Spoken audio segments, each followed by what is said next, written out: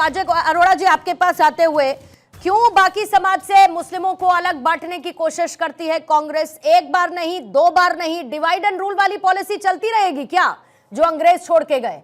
अब कांग्रेस उसे नए रूप से धर्म आधारित बांटेगी। पूर्णिमा जी, आपकी बात का उत्तर दूंगा, उससे पहले हाफिज साहब की। हाफिज साहब ने जो बात रखी, संपन्न आदमी, हाफिज साहब बहुत संपन्न है। जो संपन्न व्यक्ति होता है वो कुछ भी कह सकता है, नंबर एक। नंबर दो, इन्होंने संविधान की बात की, क्या ये न्यायालय में जा सकते हैं? मैं कपिल जी की बात में सम्मिलित करता हूं अपने आप को, बुद्धिमान की तरह बात करते हैं, एजुकेटेड है कपिल जी। इन्होंने संविधान की जो बात की, इनकी बात का उत्तर नहीं मिला। अब पूर्णिमा जी, मैं आपकी बात का उत्तर देता हूँ। एक सेकंड, बहुत जल्दी गप कर गए बात को, ये बहुत जल्दी। पीआईएल नंबर 180 नहीं, अरोड़ा जी 2004 में सुप्रीम कोर्ट में हम गए, 2011 में आपकी सरकार से जवाब मांगा गया था, कांग्रेस ने जवाब नहीं दिया। मोदी जी ने जवाब दिया 2019 में सुप्रीम कोर्ट को। मोदी जी ने स्पेशली एक कमेटी बनाई है अभी, जो जांच कर रही है कि मिलना चाहिए या नहीं मिलना चाहिए। कुछ तो काम करना चाहिए, कोर्ट में गए। आपके बीच में कोई नहीं बोलता, सब तरह आपके खिलाफ। आप किससे, आप आप कह रहे हैं कोर्ट नहीं गए, पढ़ के आइए ना, अनुच्छेद 341 को पढ़कर आइए। आप तुष्टिकरण की पॉलिसी छोड़िए, आप मेन स्ट्रीम को बनाइए। हम तो बहुत आंदोलन कर रहे हैं। मेरी बात को उत्तर दो, क्या आप न्यायालय जाएंगे? मेरी बात को उत्तर दो। गए हुए हैं, हम सुप्रीम कोर्ट में हैं, 17 पीआईएल हैं आपके ऊपर। मैं कह रहा हूँ, जो 10 से 15% हुए सुप्रीम कोर्ट से लेकर कपिल जी की बात मान लो, कपिल जी सीख लो, कपिल जी से हम भी सीखते हैं। वो अधिवक्ता नहीं है, अधिवक्ता का नियम है सब बताना, और अच्छा अधिवक्ता को सुनना चाहिए। सुनने से ज्ञान बढ़ता है, बीच में बोलने से ज्ञान खराब होता है। मैं तो कहता हूँ कि आप अपील कीजिए, न्यायालय में जाइए, आप इसका विरोध कीजिए। आप डिवाइड कौन कर रहे हैं? आप शायद अजय जी आप सुन नहीं पा रहे हैं। आपने हमारे अजय जी सुन लीजिए पहले वो क्या कह रहे हैं, क्लियरली सुन लीजिए, फिर उसके बाद जवाब देंगे तो थोड़ा अच्छे से 17 पीआईएल है सुप्रीम कोर्ट में, और 10 अगस्त को प्रत्येक वर्ष हमारा धरना प्रदर्शन होता है। 2011 में सुप्रीम कोर्ट ने बाज़ाब्ता सरकार से जवाब मांगा था, जब आपकी सरकार थी, माननीय मनमोहन सिंह प्रधानमंत्री थे। आपके सरकार ने हाथ खड़े कर दिए, नहीं मैं जवाब नहीं दूंगा। मैं पूछना चाहता हूं क्यों 2019 में प्रधानमंत्री नरेंद्र मोदी जी ने जवाब दिया? जवाब नेगेटिव हो या पॉजिटिव, जवाब तो देना चाहिए। ठीक है, ये सब अजय जी मुझे एक बात बताइए, अजय जी मुझे एक बात बताइए, आप लोग सिर्फ बातें कर करके मुस्लिमों का वोट बैंक लेंगे क्या? अगर ऐसा नहीं है तो सच्चर कमेटी की रिपोर्ट आई, उसमें जो जमीनी हालात दिखाए गए, उन जमीनी हालात पर यूपीए शासनकाल के दौरान सरकार ने क्या किया जमीन पर, ये बताइए। क्या किया आपने? आपने गरीबी दूर कर दी क्या मुसलमानों की? आपने उनकी शिक्षा का स्तर आपने बेहतर कर दिया क्या? आप तो अच्छे एंकर हैं, आपको तो उत्साह बढ़ाना चाहिए हमारी सरकार का। फैक्ट्स पर तो बात करूंगी सर, बताइए ना अगर मैं गलत कह रही हूँ। फैक्ट्स पर तो बात करूंगी कम से कम। ये इलेक्शन नहीं है, कमीशन में भी बात आई थी, उसमें भी आई, इन्होंने छोड़ दिया। ये इलेक्शन नहीं है, ये इलेक्शन है ही नहीं, इस इलेक्शन का नाम ही मत दीजिए। अच्छा एक बात बताइए, एक मिनट सर, ये आरक्षण है, नहीं इससे इतर आरक्षण नहीं है, आरक्षण तो शिक्षा में, शिक्षा में होता है, नौकरी में होता है। अजय जी आपकी सरकार ने जितने भी फैसले लिए, अगर उससे मुस्लिम अपीजमेंट ना कहा जाए तो फिर क्या कहा जाए? हज सब्सिडी पहले किसने शुरू की है बताइए? किस लिए किया आपने? किस लिए किया सर आपने? मुस्लिमों को अपीज करने के लिए किया। फिर आपने स्कॉलरशिप प्रोग्राम्स निकाले, आपने ठीक है उनकी शिक्षा को बेहतर करने के लिए निकाला, लेकिन उसके मूल आधार में भी क्या था? मुस्लिम अपीजमेंट रहा। नहीं किया ये सब आप लोगों ने, बताइए सर। पूर्णिमा जी मैं आपका विरोध भी करूंगा, क्योंकि एंकर का काम है प्रश्न करना। ये अरुण जी बात करते तो मैं उत्तर देता, मैसेज जी करते तो मैं उत्तर देता, हाफिज साहब कहते तो मैं उत्तर देता।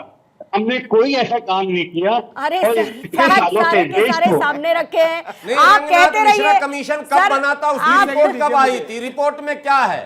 क्यों नहीं आपने खुद बनाई कमेटी और उसके रिपोर्ट पर आपने अमल नहीं किया? रंगनाथ मिश्रा कमीशन तो कह रहा।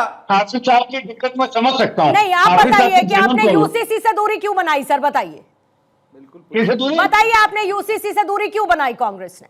आपने यूनिफॉर्म सिविल कोड से कोई दूरी क्योंकि नहीं बनाई। मुस्लिम वोट बैंक हमने- नाराज हो जाएगा, नहीं, इसलिए नहीं, आपने कोई- यूसीसी से दूरी बनाई सर। पूर्णिमा जी, आप तो हिंदू मुस्लिम मत करो। सर जो पूर्णिमा जी, फैक्ट है, आप जो तो आप फैक्ट तो है एक ही सर, वो तो निवेदन है। फैक्ट है ना आप एंकर हैं, सर, फैक्ट आप तो हिंदू फैक्ट है मुस्लिम ना, मत उस करो। फैक्ट को कैसे ये बदलूं, आप हमें मुझे करने ये दो। बताइए। हिंदू मुस्लिम हमें करने दो, आप मत करो। कि अरुण जी हम आपस में कर देंगे, 1950 में आप आपने मत किया करो। था साहब, मैं तो डेट बता रहा हूं ना, 10 अगस्त 1950 में आपने ही कर दिया था। ठीक है, जरा मैथिल साहब कुछ जोड़ना चाह रहे हैं, 1 मिनट का टाइमर रखेंगे। कपीश जी और अरुण जी, उसके बाद मैं आपके पास आ रही हूँ। देखिए, 1 मिनट का टाइमर रखें। देखिए, बार बार जो आर्टिकल की बात कर रहे थे वो तो हाफिज भाई ने बताई दिए, और मुझे लगता है ऐसा ही कपीश जी के पास में अब आर्टिकल का तो जो है ना ज्ञान मिल गया होगा। लेकिन मैं आपको 2-3 चीजें बताना चाहता हूं कांग्रेस के विषय में। 35A हमने बहुत सुना, 370 तो हटाई गई, लेकिन 35A जब इस संविधान में जोड़ी गई थी, उस समय का कोई भी संसद से पास गजेटेड ऑर्डर नहीं था। आप सोचिए पूर्णिमा जी, बिगर बताए संसद में कुछ ना प्रेजेंट किए, ये माननीय गृह मंत्री जी ने ऑन रिकॉर्ड संसद में बताया। आरक्षण पर आइए ना सर। और रही बात आरक्षण की, तो जिस प्रकार की बात अभी सरवर साहब ने भी बताई, मैं भी कह रहा हूं धर्म के आधार पर आरक्षण नहीं मिल सकता, लेकिन लगातार जो धर्म के आधार पर आरक्षण दिया जा रहा है वो केवल मुस्लिम अपीजमेंट है। चाहे वो 370 से दूरी हो, 35A से दूरी हो, उसके अलावा आपका यूसीसी से दूरी हो, और साथ ही साथ कॉमन जो सिविल कोड है, उसके अलावा और भी कई चीजें जो हैं उनसे दूरी हो, वो केवल इसलिए है क्योंकि मुस्लिम वोट बैंक का संभालना है। ठीक है अरुण जी, इस पर सिर्फ राजनीति होती रहेगी या क्या होगा फिर आगे, क्योंकि वो तो सरकार का फैसला है। आज से नहीं, ये शुरू से, जब भारत देश आजाद हुआ तब से राजनीति चल रही है। राजनीति फूट डालो और शासन करो नीति चल रही है कांग्रेस की, ये चलती रहेगी। और जब तक ये इसका कड़ा विरोध और कड़ा कानून नहीं बनेगा, तब तक ये आरक्षण और ये तुष्टीकरण का राजनीति चलती रहेगी। इसका कड़ी विरोध करना चाहिए। और यहाँ कांग्रेस की सरकार कर्नाटक में पहले भी कई बार कोशिश की है। पिछले बार अभी कुछ महीने पहले 4% कॉन्ट्रैक्ट्स में आरक्षण किया था इन्होंने, वो फेल हो गया, पास नहीं हुआ। वो लोग इसको सपोर्ट नहीं कर सके, तो इसलिए वापस इस तरीके से या किसी न किसी तरीके से कुछ ना कुछ आगे से मुस्लिम का तुष्टीकरण करने के लिए कोशिश करती जा रही है ये सरकार। ठीक है कपीश जी। देखिए, सबसे पहली चीज तो ये हम कह दें कि जो योजना आवास के लिए है, ये आरक्षण की नीति के तहत आता ही नहीं है। जिसको आरक्षण परिभाषित कर रहे हैं ये 341 और 330 से 342 और 15(4), 15(5), 16(4), 16(4) भी, इसके अलावा कहीं है क्या देश के संविधान में? और ये उस आरक्षण में आता ही नहीं है। नीति निर्देशक, इनको इतनी बारीक लाइन भी नहीं पता है। इस देश का संविधान इनको कायदे से पढ़ लेना चाहिए। बैठे हैं 17 याचिका इन्होंने सुप्रीम कोर्ट में लगाई। हम लोगों ने 24 साल में ना जाने कितनी याचिकाएं बहस की हैं, और ये सभी को ज्ञान बांट रहे हैं। और नेशनल चैनल पे बैठ के ये लोग संविधान को सही बताने वाले को धता बता देते हैं। बड़ा ताज्जुब होता है। अरे भैया, अगर कोई योजना है, उस योजना में आप निर्धारित करते हैं कि हम इस योजना में इस तरीके से अपलिफ्टमेंट करेंगे। क्यों? अच्छा क्यों? धर्म आधारित अपलिफ्टमेंट क्यों नहीं लाया जा सकता? कपीश जी, धर्म आधारित नौकरी में भी हो सकता है। धर्म आधारित अपलिफ्टमेंट क्यों? जिन सेक्शनों का नहीं सुने, नहीं वो छोड़ देते हैं। चलिए, आप बार-बार हमेशा से हुआ, मुझे वही बताएंगे बार-बार। रिपीट मोड में जाने की बजाय मैं ये पूछती हूँ कि धर्म आधारित अपलिफ्टमेंट क्यों? मैं आपको बार बार कह रहा हूँ, इस 15 के अलावा 85 में कौन है? कौन है आप बताइए? बिना धर्म वाले लोग हैं क्या? बताइए कौन है, बताइए। हम तो कह रहे हैं धर्म आधारित है क्या सर? धर्म आधारित है, स्पेसिफिक मुझे बताइए। धर्म निरपेक्ष नहीं है। देखिए पूर्णिमा जी, अभी कपिल श्रीवास्तव ने बोला कि इसमें 85% का धर्म क्या है। मतलब समाजवादी पार्टी कांग्रेस के इस कुकृत्य का पूरा समर्थन कर रही है कि भैया वहां मुसलमानों को हम 15% देंगे, बाकी 85% तो हिंदुओं को है। यही तो मैंने पूछा। अरे यही तो मैंने पूछा कि ऐसा किस आर्टिकल में है कि जहां पर हिंदुओं का अलग और मुसलमानों को अलग दिया जाएगा? ये बाबा साहब के संविधान को लेके हाथ में घूमते हैं और इनको पढ़ना नहीं आता। इनको पूछ ले कि कितने पन्ने हैं इसमें, तो वो तो पता नहीं होंगे, और यहाँ बैठकर बाबा साहब के संविधान का गलत इंटरप्रिटेशन करने के बात सुनने दीजिए, बात सुनने दीजिए। कपीश जी बोलिए। आवाज ठीक नहीं आ रही कपीश जी आपकी। हाँ, बोलिए। हाँ कपीश जी बताइए, आराम से बताइए, सुन रहा हूं।